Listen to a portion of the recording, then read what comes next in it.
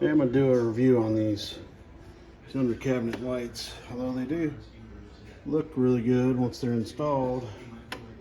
You know, I paid like a premium for these lights. These GE Cync, C-Y-N-C lights.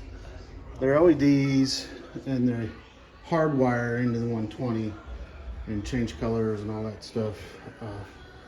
Dude, I want to tell you about this design, boys. There is not enough room in these lights to run this wiring. They got this thing right here, right in the middle of the way where your wires would be. And this whole racetrack way is not big enough by any means. And very little room to run your wires in. So if you got two sets of wires coming in, man, you're in trouble.